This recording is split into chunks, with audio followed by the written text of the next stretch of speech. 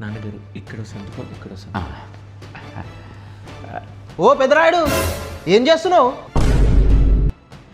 నేను ఈ ఎంఎస్ కోసం యూఎస్ వెళ్ళడానికి డబ్బులు కావాలి తమ్ముడు. అందుకని ఇల్లు అమ్మేద్దామని డిసైడ్ అయ్యా. అరే ఏం మాట్లాడుతున్నావు డాడీ? దిమాగుందా అసలు? సస్తే ఇల్లు అమ్మనియా నేను. తమ్ముడు డాడీతో అలానా మాట్లాడేది? తప్పు కదా.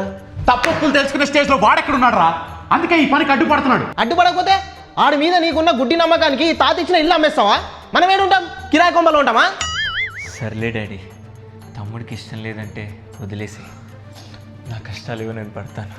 అరే నువ్వు డ్రామాలు ఆడక చెప్తున్నా. అసలు నువ్వు చేసుకోనికే ఇల్లు ఎందుకు అమ్మాలరా? రేయ్, పెద్దోడికి అర్హత ప్రతిభ ఉంది కాబట్టి యుఎస్కి వెళ్ళే ఛాన్స్ వచ్చింది. నీకు అవేమీ లేవు కాబట్టి నువ్వు ఇక్కడే ఉండిపోయావు. అయినా ఇల్లు అమ్మేసిన డబ్బులతో వాడిని యుఎస్కి పంపిస్తే మన జీవితాలు మారుస్తాడురా. మన బంగారు భవిష్యత్తుకి ఇదొక బాట లాంటిది.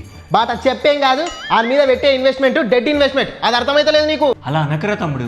నేను యూఎస్ వెళ్ళి ఎంఎస్ చేసి జాబ్ కొట్టి అక్కడ మంచిగా డబ్బులు సంపాదించి మన జీవితాలు మారుస్తాను రా.